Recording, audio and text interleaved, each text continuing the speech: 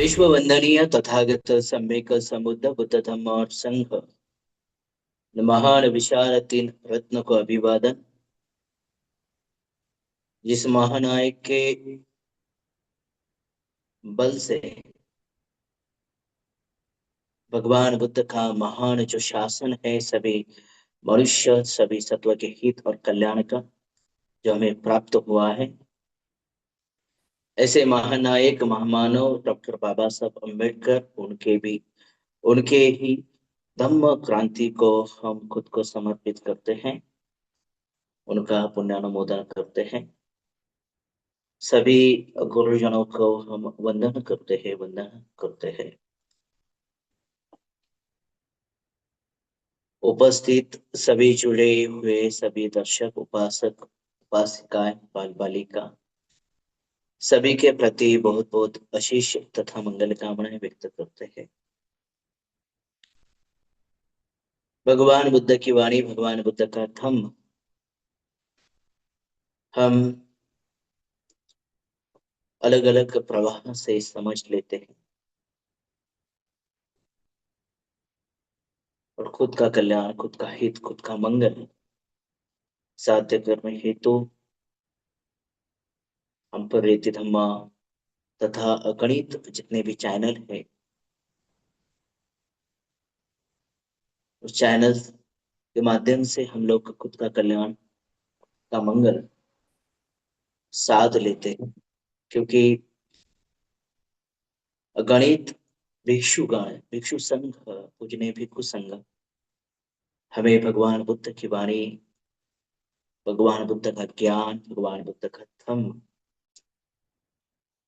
उपदेश के माध्यम से हमें समझाते हैं। क्योंकि भगवान की वाणी ही ऐसी है कि इस वाणी के आधार पे हम अपने जीवन को सुखमय मंगलमय बना सकते हैं। अपने जीवन में जो भी दुख उत्पन्न होता है वो दुख कैसे उत्पन्न होता है, क्यों उत्पन्न होता है, किस कारण उत्पन्न होता है, इस विषय में आज हम लोग यहाँ पे चर्चा करने वाले हैं। क्यों मन इतना चिंतित होता है, क्यों इतना व्याकुल होता है, क्यों मन में अस्थिरता अशांति स्थापित होती है, सुख में क्यों ज्यादा मन टिकता नहीं है, सुख में ही मन नहीं टिकता। मन दुख में तो बहुत टिकता है लेकिन सुख में नहीं टिकता। आसक्ति बहुत ज्यादा होती है, सुख में मन नहीं टिकता, यानी हम सुख की खोज करना ही नहीं चाहते हैं। तो जिस सुख की बात हम कर रहे हैं तो वो तो परम सुख है निर्वाण का। क्योंकि हमें पता है जीवन में बहुत सी घटनाएं घटित होती है, सुख भी आता है, दुख भी आता है, लेकिन जो परम सुख है वहां जाना है हमें, कि जहां से उस सुख को कोई छीन ना पाए, ऐसे परम सुख तक हमें जाना है। जैसे कि महामानव महानायक डॉक्टर बाबा साहब अम्बेडकर जी ने बुद्ध और उनका धम्म ये जो ग्रंथ लिखा है, तो बोधिसत्व सिद्धार्थ जब बोधिसत्व ग्रह त्याग करते, महाभिनिष्क्रमण उसे कहा जाता है, सब छोड़ छाड़ के अपने छोटे से बच्चों को, अपने पत्नी को, भाई माता पिता सभी संबंधित ज्ञातिगण सभी को छोड़ के जब निकल पड़ते हैं सत्य की खोज में, तो सत्य की क्या खोज है इस जीवन में, इस संसार में क्यों दुख है, दुख का क्या कारण है, इतना दुख क्यों उत्पन्न होता है, इतनी व्याकुलता क्यों होती है, मनुष्य में इतनी यातनाएं क्यों होती है, मनुष्य इतना भयभीत क्यों होता है। दुख में मनुष्य इतना कुचला कुचला क्यों जाता है? क्या कारण है इस दुख का? तो वही सत्य की खोज जब बोधिसत्व ने संकल्प किया, हमें तो पता है अनेक जन्मों का संकल्प है। तो जब बोधिसत्व निकले महाविनिष्क्रमण के लिए, जब निकले तो अपने साथ दो व्यक्ति आए। एक व्यक्ति था छन्न और एक कंथक। कंथक जो उनका घोड़ा था, जो उनका सबसे गहरा साथी था। छन्न भी था, कंथक भी था। बोधिसत्व निकल पड़े सत्य की खोज में। जब बोधिसत्व सत्य की खोज में निकल पड़े हैं तो बोधिसत्व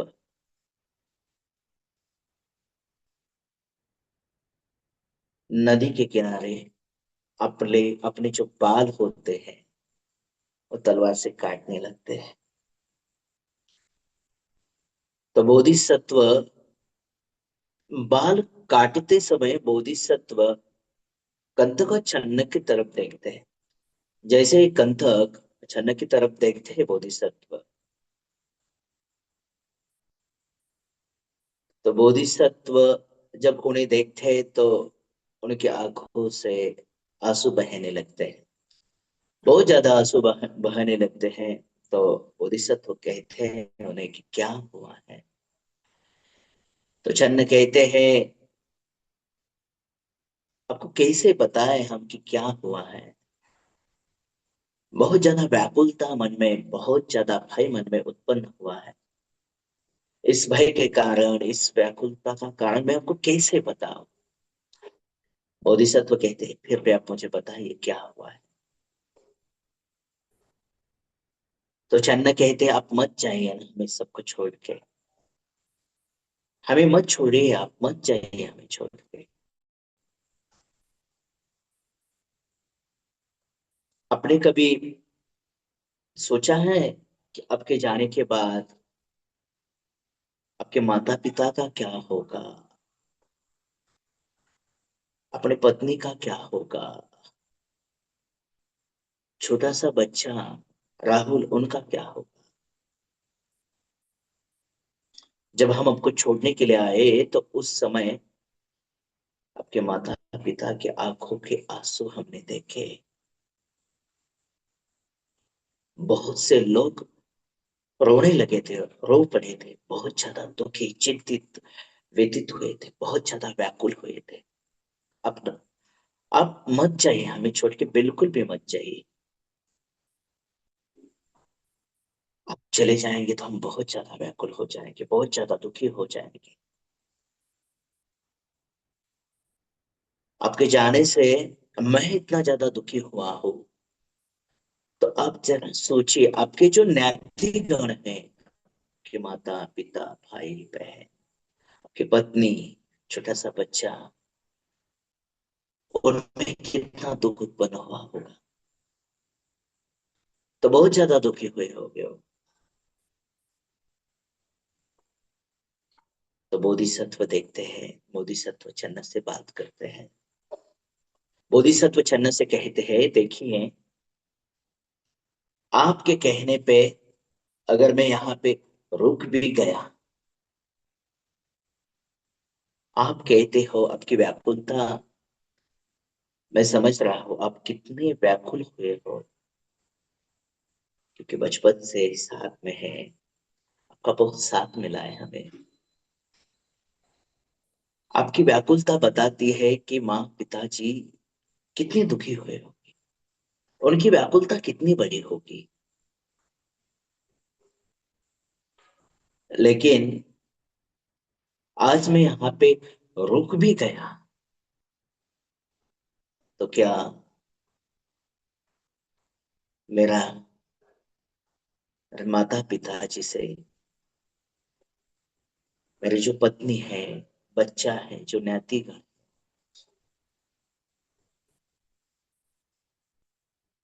जिन्होंने इतनी व्याकुलता निर्माण की है, जिन्होंने इतनी आसक्ति, इतनी बेचैनी निर्माण की है,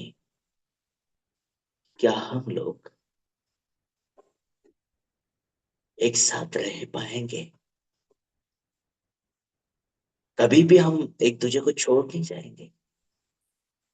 ये कुदरत का कानून है, इस संसार का नियम यही है कि आज मैं अगर मेरे माँ पिताजी के लिए भी रुक गया, तो एक दिन ऐसा आएगा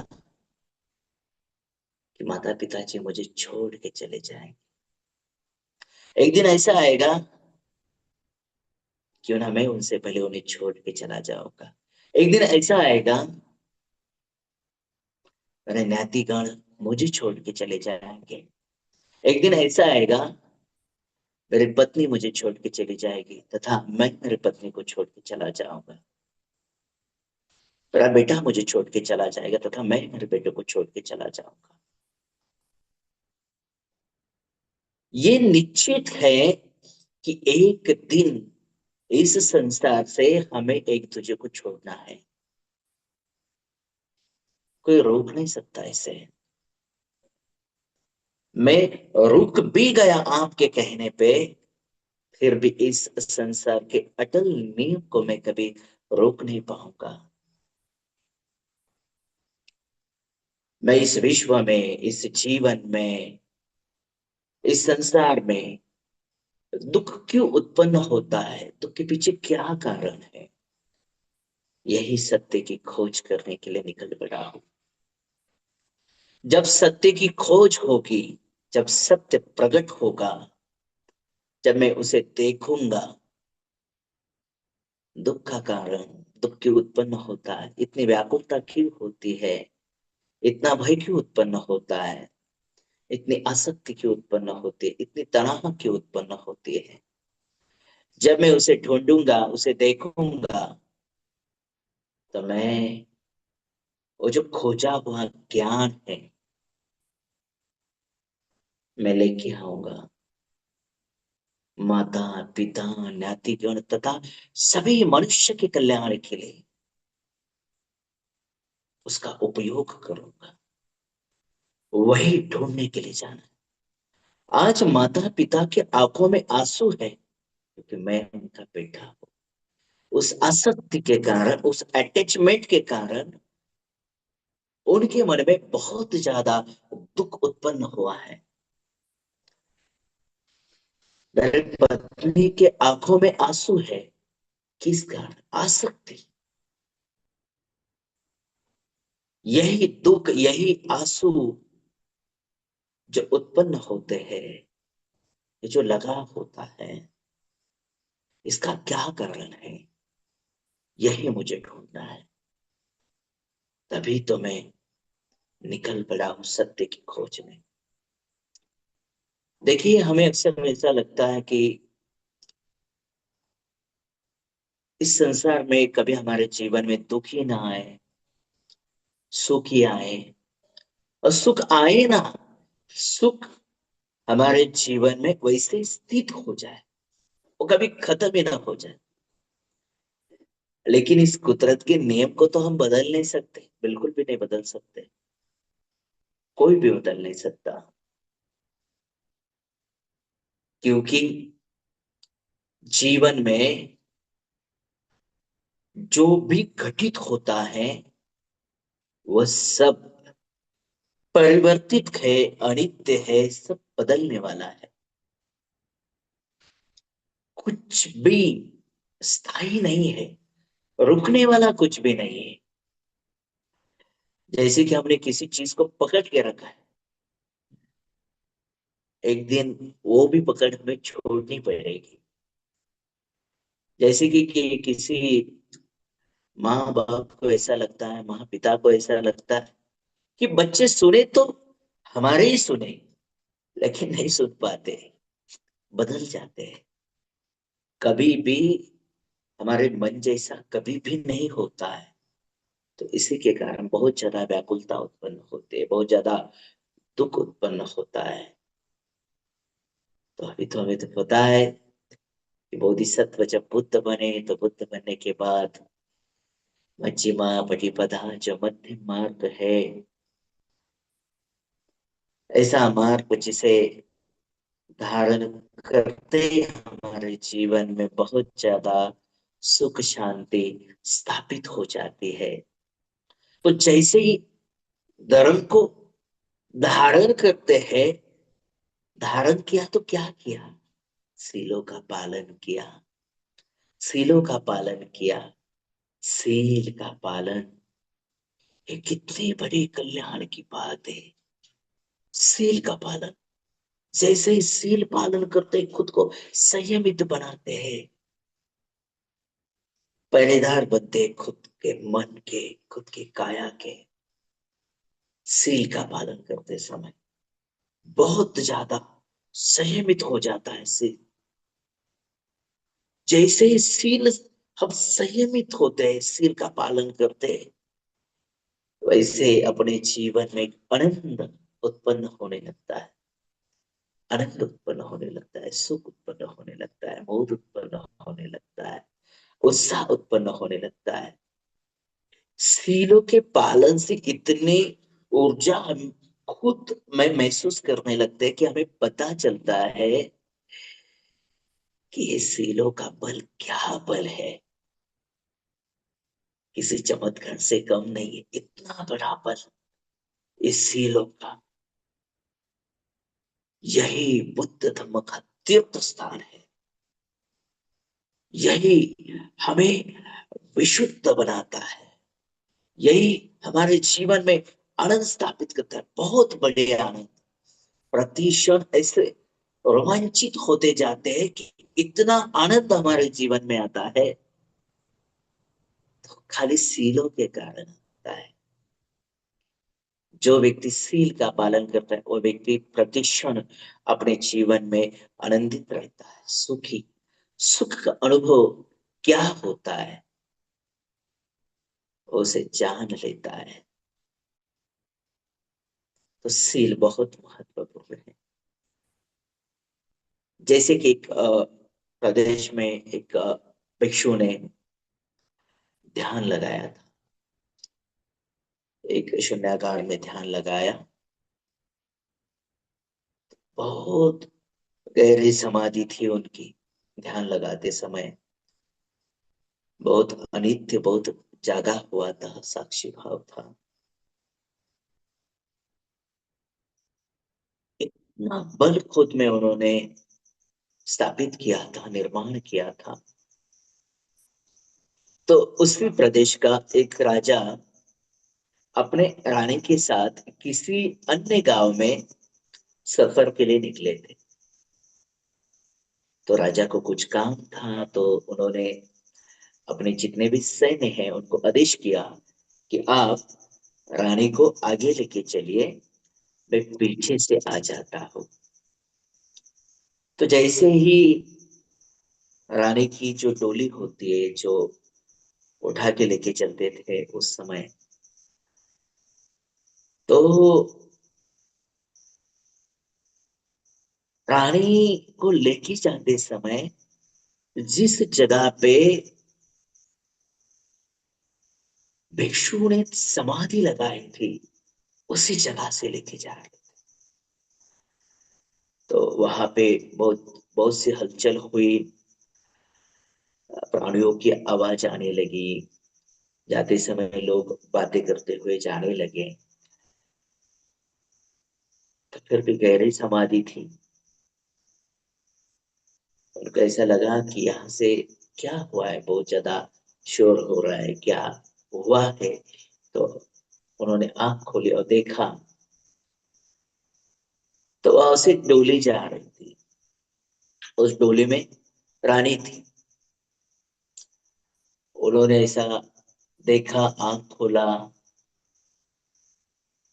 क्या देखा उन्होंने? उन्होंने देखा तो क्या देखा? तो उन्होंने देखा उस डोले में कुछ कंकाल जा रहे। कंकाल। फिर से समाधि लगाई। फिर से समाधि लगाने के बाद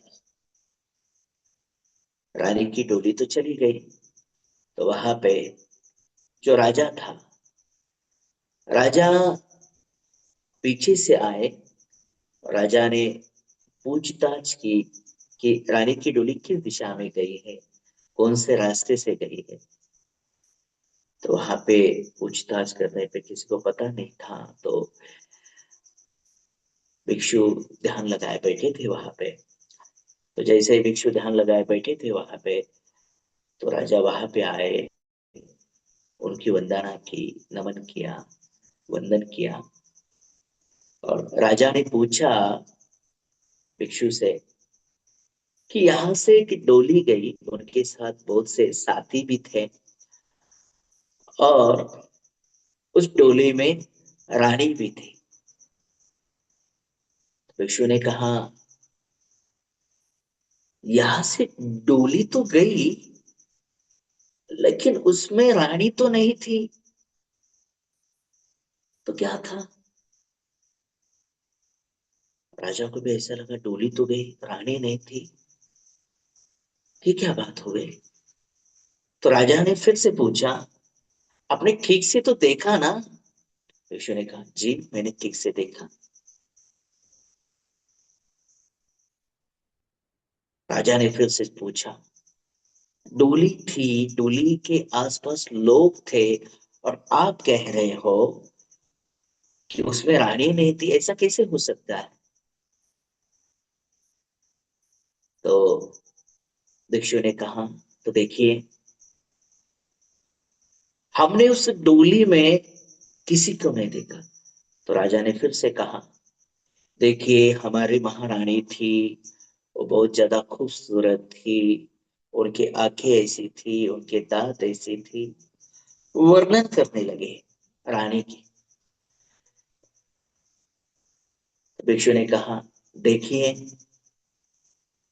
मैंने डोली तो देखी, लेकिन डोली में कोई खूबसूरत रानी नहीं देखी मैंने। तो राजा ने कहा, तो क्या देखा आपने? तो भिक्षु ने कहा कि मैंने डोली के अंदर एक कंकाल देखा। राजा ने कहा, डोली के अंदर अपने कंकाल देखा? ऐसा कैसा हो सकता है? डोली में तो रानी गई है, उसमें कंकाल कहाँ? तो राजा बहुत ज्यादा परेशान होने लगे। भिक्षु ने कहा, देखिए मैंने तो डोली के अंदर कंकाल ही देखा। तो राजा बोलते हैं, तो कंकाल ही सही, लेकिन वो डोली गई किस दिशा में है? तो भिक्षु कहते हैं, इस दिशा में डोली गई है, ऐसे ऐसे दिशा में डोली गई है। तो भिक्षु ध्यान लगाते, अशुभ भावना, उन्होंने कोई खूबसूरत चीज नहीं देखी है उसमें। राजा ने जैसे कि वर्णन किया कि रानी की खूबसूरती ऐसी थी, बहुत ज्यादा बाल ऐसे थे, आंखें ऐसी थी, नाक ऐसी थी। तो भिक्षु तो अशुभ भावना करते हैं, देखते हैं।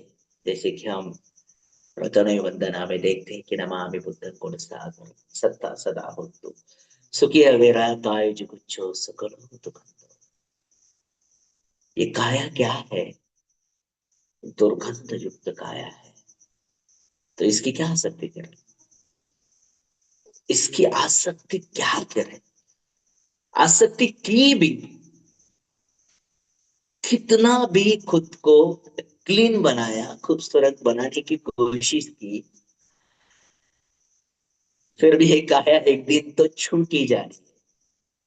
मांस अलग होने वाला है, हड्डी अलग होने वाली है, छुरिया पड़ने वाली है। तो ये दुर्गंध युक्त काया अशुभ भावना करती है। तो सीलों का पालन बहुत महत्वपूर्ण होता है, क्योंकि हमें पता है इस काया की आसक्ति से हम अपने जीवन को निर्माण तक नहीं ले पाएंगे, ले नहीं जाएंगे। क्योंकि आसक्ति हमें रोकने का काम करती है। जब ये ध्यान करते हैं तो किसी चीज का आकर्षण होता है, बहुत सी चीजों का आकर्षण होता है। मनुष्य जीवन है, मन इतना चंचल है, चपल है। तो बहुत सी चीजों की आसक्ति हो जाती है हमें कि बहुत ज्यादा अट्रैक्शन हो जाता है किसी चीज की खूबसूरती के ऊपर हो या। लेकिन गहराई से जब जानते हैं, देखते हैं, अनित्य का बोध होता है, तो हमें पता चलता है कि कुछ रुकने वाला नहीं है, सब नष्ट होने वाला है, सब नष्ट होने वाला है। तो आसक्ति की वजह से बहुत ज्यादा चिंतित हो जाते हैं, बहुत ज्यादा व्यथित हो जाते हैं, बहुत ज्यादा व्याकुलता उत्पन्न हो जाती है। तो ये व्याकुलता, ये चिंता किस कारण उत्पन्न होती है, क्या है, इस चिंता का क्या अस्तित्व है? इस चिंता का कुछ भी अस्तित्व नहीं होता है। जब चिंता उत्पन्न होती है तो हमें लगता है कि इसका कुछ अस्तित्व है, लेकिन एक्चुअल में जब हम देखते हैं तो चिंता का कुछ भी अस्तित्व नहीं होता है। जब चिंतित होते हैं, व्यतीत होते हैं, जब चिंतित होते हैं, तो जब उसकी आसक्ति में हम जीते हैं, तो हमें लगता है चिंता का कुछ अलग ही अस्तित्व है। लेकिन बिल्कुल भी नहीं, चिंता का अस्तित्व हमारे आसक्ति के कारण निर्माण होता है। चिंता का कोई अस्तित्व नहीं होता है। तो ये चिंतित क्यों होते हैं हम लोग? तो अहंकार के कारण, अहंकार के कारण, आसक्ति के कारण बहुत ज्यादा गहरी आसक्ति होती है। छूटती नहीं, बिल्कुल भी छूटती नहीं आसक्ति। कौन छोड़ना चाहता है? प्रवचन सुनते, उपदेश सुनते, अच्छे लगते, आसक्ति नहीं करना है, पर छोड़ना, फिर भी छोड़ना नहीं चाहते, कोई भी नहीं छोड़ना चाहता। जैसे कि मैंने आपसे कहा कि चिंता का कोई अस्तित्व नहीं होता है, फिर भी हमें ऐसा लगता है कि चिंता का कोई तो अस्तित्व है, लेकिन होता ही नहीं है। बहुत से अच्छे विचार आते, बहुत से दुशील विचार आते, तो उसमें भी बहुत ज्यादा आसक्त हो जाते हैं। तो आसक्त तो नहीं रहना, हमें तो अनासक्त बनना है, तभी तो हम दुख से विमुक्त हो पाएंगे, दुख से बाहर निकल पाएंगे हम लोग। तो यही भगवान बुद्ध का जो ज्ञान है, भगवान बुद्ध का जो धम्म है, हमें अपने जीवन में समझना है कि चिंता से कुछ निष्पन्न, कुछ प्राप्त नहीं होगा। जो भी घटनाएं बाह्य आवरण में घटित होती है, तो केवल उसे जानना है, देखना है, समता से देखना है। जब हम सभी घटनाओं को समता से देखते हैं, तो ये सभी घटना जो हमारे सामने प्रकट होती है, तो हमें लगता है कि उनका कुछ अस्तित्व है। तो उनका अस्तित्व है, ये बात हमें कब ऐसी लगती है? जब हम उस घटना के प्रति जब आसक्त होते हैं, तभी ये अदृश्य घटना सामने आ जाती है और हमें लगता है कि इसका बल बहुत ज्यादा होता है, लेकिन बिल्कुल भी नहीं। सबसे ज्यादा बल अगर विश्व में किसी चीज का होगा, तो सील का बल है। तो हमेशा हमें सीलों के साथ, सीलों के आधार से अपने जीवन को जीना है। आज उपोषद का दिन है, तो उपोषद के दिन तो हमें पता है अष्टशीलों में हम जीवन जीते हैं। तो मैं बहुत से उपासक को यही कहता हूँ, जैसे कि अभी अगले महीने से वर्षावास का काल खंड उसकी शुरुआत हो जाएगी। तो बहुत से लोग अष्टशील, बहुत सी उपासिका अष्टशील में रहेंगे। तो अष्टशील का पालन करते करते बहुत ज्यादा सीलों में अपना जीवन जीते हैं, तो ये तो बहुत कुशल बात है, बहुत अच्छी कल्याण की, मंगल की बात है। सीलों का पालन करना यानी अपने जीवन को एक अच्छा भविष्य, एक ऐसा भविष्य का निर्माण करना कि जहां बहुत कुशल, पुण्य तथा अपने जीवन को कुशल स्थान प्राप्त हो जाए, है ना। सीलों के पालन से हमें सब कुछ करते हैं। तो बहुत से उपासक होते हैं, उपासिका होती है, तो मुझे कहते हैं कि भंती जी हम अष्टशील में है, तो डेली सील लेना पड़ता है। तो मैं कहता हूँ उनको कि डेली सील लेने की कोई आवश्यकता नहीं। अगर आप अष्टशील में हो, अष्टशील लेते हो, अष्टशील आज लिया, कोई आपके आजू बाजू के बिहार में कोई भिक्षु है तो उनके पास गए, उनको याचना की, उनसे अपने सील को समझ लिया, धारण किया। उसके बाद अगर आपको अष्टसिल में कंटिन्यू करना है, 1 हफ्ते के लिए, 15 दिन के लिए, कोई भी 3 महीने के लिए भी कंटिन्यू करते हैं, तो हमें देखना है कि हमारे जीवन में हमें इस अष्टशील का पालन करते समय खुद को देखना है। जब हम खुद को देखें, जैसे कि आज अष्टशील का पालन किया, तो आज दिन भर अष्टशील में जब हम होते हैं, कोई सील तो टूटा नहीं ना। तो देखना है खुद को, कढ़ाई से देखना है। और अगर 3 महीने तक, 1 हफ्ते तक अपने सील लिया है, आज के दिन एक भी सील टूटा नहीं है, तो कल सील लेने की आवश्यकता नहीं। कल भी तटस्थ भाव से खुद को देखना। कल भी टूटा नहीं है तो कल भी लेने की आवश्यकता नहीं। तो हफ्ते में एक भी सील टूटा नहीं है, मौन में हो, साधना में हो, प्रतिशम सती में हो, सील टूटता नहीं है, तो सील लेने की बार बार कोई आवश्यकता नहीं होगी आपको। हाँ, तो अष्टशील लेते समय तथा अष्टशील आपने 1 हफ्ते का लिया है, 15 दिन का लिया है, तथा 3 महीने का लिया है, तो इस दौर में कभी आपका सिर टूट जाता है। अगर आपको ऐसा लगा आज के दिन अष्टशील का पालन नहीं हो पाया है, कुछ तभी झूठ मूठ बोल गया हो, भूख लगी तो खाना खा लिया है, गलती से उच्च आसन तक, उच्च आसन होता है तो उस पर बैठ चुका हो, तो तो देखना है कौन सा सील टूटा है। हमें तो पता है नेक्स्ट टाइम तो उसे तोड़ना नहीं है। तो अगर सील टूटा है, तभी उसके अगले दिन हमें अष्टशील फिर से याचना करके उसे धारण करना है ना। अगर टूटा नहीं है तो डेली सील लेने की आवश्यकता नहीं है। क्यों मैं ये कह रहा हूं, क्यों नहीं लेने की आवश्यकता? क्योंकि टूटता नहीं है इसका मतलब आप सत्य में हो, आप जागरूक हो, खुद को देखते हो, यानी चलते फिरते खुद को देखते हो, सजगता है आप में।